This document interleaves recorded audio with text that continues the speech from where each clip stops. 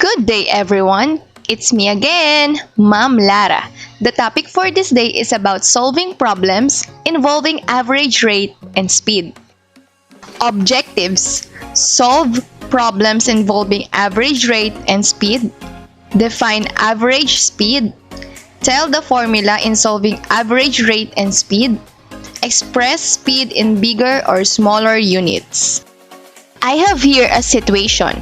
Jerry is a frontliner. He delivered PPEs in different hospitals in Metro Manila and other places in Region 4. He drove for 2 hours at a rate of 70 kilometers per hour and 3 hours at 60 kilometers per hour. What was the average speed for the whole journey? Sa ating given situation, nagbigay ng maraming distances in different amounts of time. What will you do? Okay, we will use the formula for average speed. Ano nga ba ang average speed? Average speed is a measure of the distance traveled in a specific amount of time. An average speed does not tell your fastest speed or slowest speed. It shows that for a certain amount of time, you covered a specific distance. The formula for the average speed is total distance traveled divided by total time. Let's analyze and solve the problem. Jerry drove for 2 hours at rate of 70 kilometers per hour and 3 hours at 60 kilometers per hour. So to find distance, we need to multiply speed by time. So 70 kilometers per hour times 2 hours is equal to 140 kilometers. 60 kilometers per hour times 3 hours is equal to 180 kilometers. So to find the total distance, let's add 140 kilometers plus 180 kilometers. So the total distance is equal to 320 kilometers. So saan natin nakuha ang total time? 2 hours plus 3 hours is equal to 5 hours.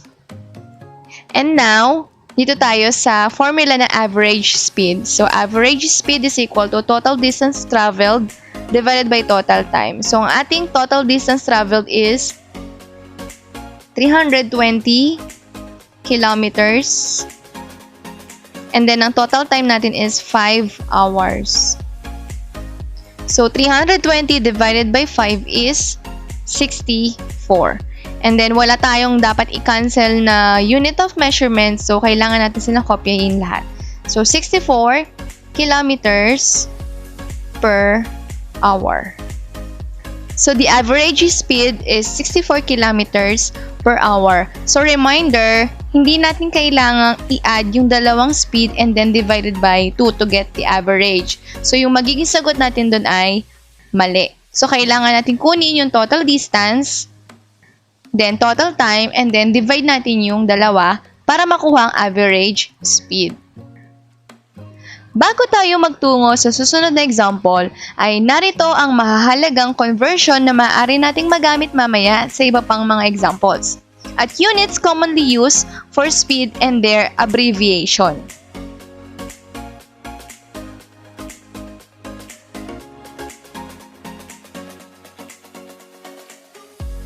So let's have an example of kilometers per hour convert into meters per second. So a jeepney travels 72 kilometers per hour. Let's find the speed in meters per second. So convert muna natin yung kilometer. So 1 kilometer is equal to 1,000 meters. So kung meron tayong 72 kilometers, meron tayong 72,000 meters. So sa time, 1 hour is equal to 60 minutes. 1 minute is equal to 60 seconds. So it means 60 minutes times 60 seconds. So sa loob ng isang oras, meron tayong 3,600 seconds. Okay. So 72 times 1,000 meters over 3,600 seconds. So, saan natin ito nakuha? Ito yung kilometers, ginawa nating meters. Ito yung hours, ginawa nating seconds. So, 72 times 1,000 is 72,000 meters over 3,600 seconds. So, divide natin sila, or pwede nating tanggalin muna yung 2 zeros. So, kapag nagtanggal kayo, magtatanggal kayo sa taas, ganun din sa baba. So, 2 zeros lang yung nasa baba. So, 2 zero lang din yung tatanggalin natin sa taas. So, magkakaroon tayo ng 720 meters over 36 seconds. And then, 720 divided by 36 is 20 meters over 1 second. So, sa loob ng isang segundo, 20 meters yung natatakbo nung jeep. So, 20 meters per second. So, pwede din tayo magkaroon ng shortcut. So, ang shortcut natin is, imumultiply natin si 72 by 5 over 18. So, saan natin nakuha si 5 over 18? So, nakuha natin si 5 over 18 kay 1,000 meters over 3,600 seconds. So, naging 5 over 18 siya kasi ni-lowest term natin. So, 72 times 5 is 360 meters over 18 seconds. So, 360 divided by 18 is 20 meters per second. Same answer yung nakuha natin sa kanina. So, to convert kilometers per hour into meters per second, multiply natin yung given speed by 5 over 18. Yung 5 over 18, galing siya sa 1,000 meters over 3,600 seconds. Next example. A van travels at a speed of 30 meters per second. Find its speed in kilometers per hour. So, vice versa ng example number 2 ang example number 1. So, sa example number 1, yung kilometers per hour, kinonvert natin into meters per second. So, sa number 2 naman ay baliktad. So, kung anong ginawa natin kanina, babaliktarin lang din natin. So, kung yung given ay minultiply natin by 5 over 18, which comes from 1,000 meters over 3,600 seconds, yung given speed ay imumultiply natin by 18 over 5. So, imumultiply lang natin si 30 by 18 over 5 para ma-convert natin yung meters per second into kilometers per hour. So, 13 times 18 is equal to 540. Divided by 5 is equal to 108 kilometers per hour. So remember, to convert the speed given in meters per second into kilometers per hour, multiply lang natin yung given speed by 18 over 5. Okay, so let's have an activity. Solve each problem. Number 1. JJ rides on his motorcycle 55 kilometers in 5.5 hours. What is his average speed in kilometers per hour? So, kapag 5.5 hours, yung and a half or 0.5, it means 30 minutes.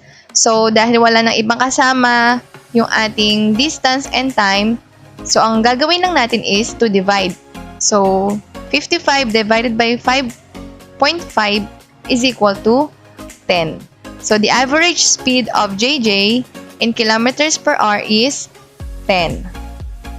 Number 2. If it takes 3.5 hours to drive a distance of 203 kilometers, what would be the average speed? So, same lang din sa number 1. Let's divide 203 kilometers by 3.5 hours. So, the answer is 58 kilometers per hour. Number 3. What will be the average speed in kilometers per hour if the car travels 130 kilometers in 2 hours and 30 minutes. So, si 30 minutes ay 0.5 or half hour. So, gagawin natin si 2 hours and 30 minutes magiging 2.5. So, 130 divided by 2.5 is equal to 52 kilometers per hour. Number 4. Candy took a 2-hour bicycle trip. If she traveled 31 kilometers, what was her average speed? So, 31 divided by 2 hours is equal to 15.5 kilometers per hour. Last, the speed of train is 55 kilometers per hour. Find its speed in meters per second. So, ang kailangan lang natin gawin is to multiply 55 kilometers by 5 over 18. So, 55 kilometers per hour times 5 over 18 is equal to 15 and 5 over 18 meters per second or 15.28 meters per second. Very good!